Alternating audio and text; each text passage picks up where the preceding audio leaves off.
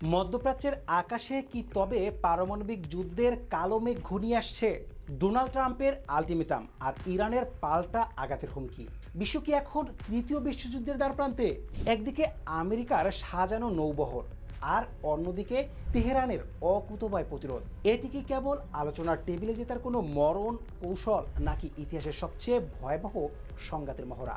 আজ আমরা উন্মোচন করব ডোনাল্ড ট্রাম্পের সেই মাস্টার প্ল্যান আর ইরানের সেই গোপন রণকৌশল, যা কাঁপিয়ে দিচ্ছে হোয়াইট হাউস থেকে ক্রেমলিন পর্যন্ত। ডোনাল্ড ট্রাম্পের সাম্প্রতিক বক্তব্যগুলো বিশ্লেষণ করলে প্রথমেই যে প্রশ্নটি সামনে আসে তা হলো, এটি কি সরাসরি যুদ্ধের দামামা, নাকি চরম চাপ সৃষ্টি করে ইরানকে হাঁটু ঘেরে আলোচনার টেবিলে বসানোর এক সুপরিকল্পিত কৌশল? ট্রাম্পের রাজনৈতিক ক্যারিয়ারের দিকে তাকালে দেখা যায় তার চিরচেনা শৈলী হলো আর্ট অফ দ্য ডিল বা দর কষাকষির চরমপন্থা। হয় চুক্তি নয়তো ধ্বংস। এই চরমপন্থী ভাষা ব্যবহার করে তিনি প্রতিপক্ষকে মানসিক চাপে ফেলতে পছন্দ করেন। তবে এবারের প্রেক্ষাপট আগের চেয়ে অনেক বেশি বিপজ্জনক এবং ভিন্ন, কারণ এই মৌখিক হুমকির সঙ্গে যুক্ত হয়েছে দৃশ্যমান সামরিক প্যারেড, বিশাল বিমানবাহী রণতরী, পারমাণবিক সক্ষমতা সম্পূর্ণ নৌবহর এবং অত্যাধুনিক ক্ষেপণাস্ত্র ব্যবস্থা। ট্রাম্প খুব ভালো করেই জানেন যে ইরানের পারমাণবিক কর্মসূচি তেহরানের কাছে শুধু একটি প্রযুক্তিগত সক্ষমতা নয়, বরং এটি তাদের জাতীয় সার্বভৌমত্ব এবং প্রতিরোধের এক শক্তিশালী প্রতীক। তাই ট্রাম্পের এই হুমকি আসলে একটি দ্বিমুখী চাল। একদিকে তিনি আন্তর্জাতিক সম্প্রদায়কে দেখাচ্ছেন যে তিনি আলোচনার দরজা খোলা রাখছেন, অন্যদিকে তিনি এমন এক সামরিক বলয় তৈরি করছেন যা যে কোনো মুহূর্তে আগ্রাসনে রূপ নিতে পারে। ওয়াশিংটন এই চরম চাপের মাধ্যমে সারা বিশ্বকে এই বার্তা দিতে চাইছেন যে মধ্যপ্রাচ্যের ভাগ্য নির্ধারণের চাবিকাঠি এখনও আমেরিকার হাতে রয়েছে। এটি মূলত ইরানকে একটি মৃতপ্রায় অর্থনৈতিক ও সামরিক কোণঠাসা অবস্থায় নিয়ে গিয়ে তাদের থেকে সর্বোচ্চ সুবিধা আদায় করার বিপজ্জনক জুয়া। ইরানের চারো পাশ ঘিরে যুক্তরাষ্ট্র যেভাবে ধাপে ধাপে তাদের সামরিক উপস্থিতি বৃদ্ধি করছে, তা কোনো আকস্মিক প্রতিরক্ষা ব্যবস্থা নয়, বরং এটি সুপরিকল্পিত ও সুসংগঠিত যুদ্ধবিন্যাস। আরব সাগর থেকে শুরু করে পারস্য উপসাগর, লোহিত সাগর এবং কৌশলগতভাবে গুরুত্বপূর্ণ হরমুজ প্রণালীতে একাধিক বিমানবাহী রণতরী ও স্ট্রাইক গ্রুপ মোতায়েন করা হয়েছে। এর লক্ষ্য কেবল শক্তি প্রদর্শন নয়, বরং ইরানের গুরুত্বপূর্ণ সামরিক ও পারমাণবিক স্থাপনাগুলোতে বহুমুখী আঘাত হানার বিকল্প পথ তৈরি রাখা। বিশেষ করে কাতারের আল উদৈদ বিমান ঘাঁটিতে মোবাইল মিসাইল লঞ্চার এবং আকাশ প্রতিরক্ষা ব্যবস্থা জোরদার উপস্থিতি একটি স্পষ্ট সংকেত দেয় যে যুক্তরাষ্ট্র শুধু আক্রমণ নয়, বরং ইরানের সম্ভাব্য পাল্টা আঘাত মোকাবেলা করার জন্য পুরোপুরি প্রস্তুত। এই ঘাঁটিগুলো এখন আমেরিকার জন্য একই সাথে রক্ষা কবচ এবং আক্রমণের ধারালো তলোয়ার হিসেবে কাজ করছে। সামরিক বিশ্লেষকরা বলছেন, এই মোতায়েন যদি কেবল প্রতিরক্ষামূলক হতো তবে এত দ্রুত এবং এত বড় পরিসরে ভারী সমরাস্ত্র আনা হতো না। বাস্তবতা হলো যুক্তরাষ্ট্র ধীরে ধীরে পুরো মধ্যপ্রাচ্যকে একটি সম্ভাব্য মহাযুদ্ধের মঞ্চে রূপ দিচ্ছে, যেখানে প্রতিটি চাল দেওয়া হচ্ছে অত্যন্ত সূক্ষ্ম গণিত মেনে। এই যুদ্ধসজ্জা ইরানের ওপর শুধু সামরিক নয়, এক ধরনের মনস্তাত্ত্বিক চাপ সৃষ্টি করতে যাচ্ছে, যাতে তারা কোনো সিদ্ধান্ত নেওয়ার আগে অন্তত 10 বার ভাবে। ইরানের বর্তমান পররাষ্ট্রমন্ত্রী আব্বাস আরাকচির প্রতিটি বক্তব্য থেকে একটি বিষয় অত্যন্ত স্পষ্ট হয়ে উঠেছে: তেহরান কোনোভাবেই আত্মসমর্পণের ভাষায় কথা বলবে না। তারা যেমন যুদ্ধের উন্মাদনা ছড়াচ্ছে না, তেমনি মেরুদণ্ডহীন কূটনৈতিক অবস্থানও নিচ্ছে না। আরাকচি বারবার বলেছেন যে কূটনৈতিক সমাধান ছাড়া মধ্যপ্রাচ্যে কোনো স্থায়ী শান্তি সম্ভব নয়, কিন্তু একই সাথে তিনি বিশ্বকে সতর্ক করে দিয়েছেন যে ইরান যে কোনো আগ্রাসনের দাঁত ভাঙ্গা জবাব দিতে এক মুহূর্ত দ্বিধা করবে না।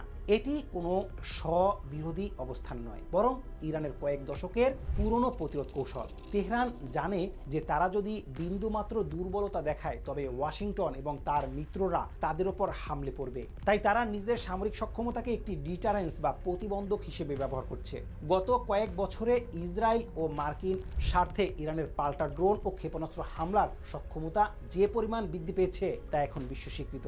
এই সক্ষমতা প্রদর্শনের মাধ্যমে ইরান ওয়াশিংটনকে এই বার্তা দিচ্ছে যে তেহরানের উপর হামলা চালানো মানে হবে পুরো মার্কিন স্বার্থকে বিপন্ন করা। তাদের যুক্তি পরিষ্কার: আমরা যুদ্ধ চাই না, কিন্তু চাপিয়ে দেওয়া যুদ্ধে আমরা পিছু হটব না। এই অনমনীয় অবস্থানই মূলত ট্রাম্পের চরম চাপ নীতিকে একটি বড় চ্যালেঞ্জের মুখে ঠেলে দিয়েছে। এখন প্রশ্ন আসে পারমাণবিক ক্ষেত্রে কেন শুধু ইরানকে শর্ত মানতে হয়? পারমাণবিক অস্ত্র বা প্রযুক্তি প্রশ্নে আন্তর্জাতিক সম্প্রদায়ের দ্বিমুখী আচরণই এই সংকটের মূলে রয়েছে। প্রশ্নটা স্বাভাবিক যে ইরান কেন কঠোর আন্তর্জাতিক তদারকি ও শর্ত মেনে চলবে, যখন একই অঞ্চলে সৌদি আরবের পারমাণবিক উচ্চাকাঙ্ক্ষা নিয়ে যুক্তরাষ্ট্র নীরব থাকে। আইআরজিসির সাবেক কমান্ডর হুসেইন কানানির বক্তব্যে এই দ্বিচারিতার বিরুদ্ধে ইরানের দীর্ঘদিনের ক্ষোভ ফুটে উঠেছে। ইরান দাবি করে আসছে যে তাদের পারমাণবিক কর্মসূচি সম্পূর্ণ শান্তিপূর্ণ এবং এটি তাদের জ্বালানির নিরাপত্তার একটি অংশ। অথচ পাশেই ইসরায়েলের হাতে অঘোষিত পারমাণবিক অস্ত্রের বিশাল ভাণ্ডার রয়েছে, যার বিরুদ্ধে ওয়াশিংটন কখনো কোনো ব্যবস্থা নেয়নি। এমনকি সৌদি আরব যখন পারমাণবিক প্রযুক্তির জন্য মরিয়া হয়ে ওঠে, তখন যুক্তরাষ্ট্র সেখানে কৌশলগত নীরবতা পালন করে। এই প্রেক্ষাপটে শুধুমাত্র ইরানের ইউরেনিয়াম সমৃদ্ধকরণকে বৈশ্বিক হুমকি হিসেবে চিত্রায়িত করা তেহরানের কাছে চরম বৈষম্যমূলক মনে হয়।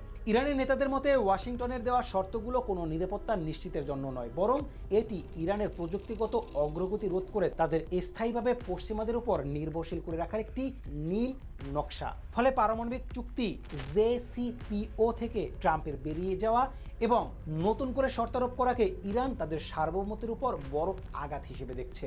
অন্যদিকে ইরান ও যুক্তরাষ্ট্রের মধ্যকার এই আগ্নেয়গিরি সদৃশ উত্তেজনার পেছনে ইসরায়েল ফ্যাক্টরটি সবচেয়ে বেশি ক্রিয়াশীল। পররাষ্ট্রমন্ত্রী আব্বাস আরাকচি সরাসরি বেঞ্জামিন নেতানিয়াহুকে একজন যুদ্ধবাজ হিসেবে চিহ্নিত করেছেন, যিনি রাজনৈতিক অস্তিত্ব টিকিয়ে রাখতে বারবার ওয়াশিংটনকে একটি বৃহত্তর আঞ্চলিক যুদ্ধে টেনে আনতে চাইছেন। ইসরায়েল খুব ভালো করেই জানে যে একা ইরানের সাথে দীর্ঘমেয়াদী যুদ্ধে জড়ানো তাদের জন্য আত্মঘাতী হতে পারে। তাই তাদের কৌশল হলো এমন এক পরিস্থিতি তৈরি করা যাতে যুক্তরাষ্ট্র সরাসরি ইরানের সামরিক সক্ষমতা ধ্বংস করার অভিযানে নামে।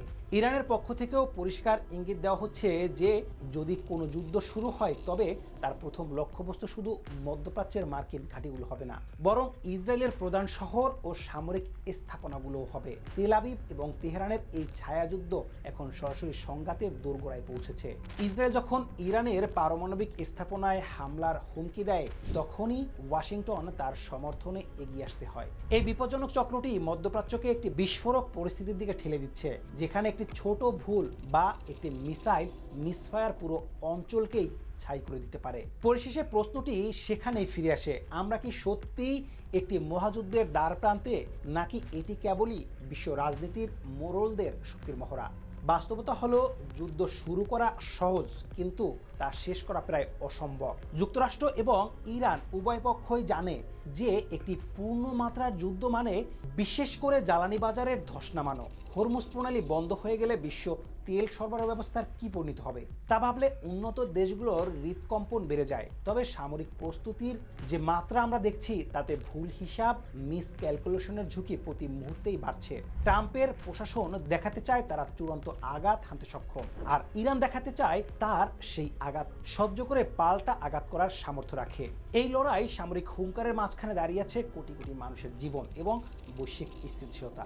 চাপের এই খেলা এখন এমন এক পর্যায়ে পৌঁছেছে যেখানে কোনো পক্ষই সহজে হার মানতে চাইছে না। বিশ্ব এখন রুদ্ধশ্বাসে তাকিয়ে আছে। এই বারুদের স্তূপে কি শেষ পর্যন্ত আলোচনার জল পড়বে, নাকি এটি স্ফুলিঙ্গ হয়ে জ্বলে উঠবে মধ্যপ্রাচ্যের মানচিত্রে? সেটাই এখন দেখার বিষয়।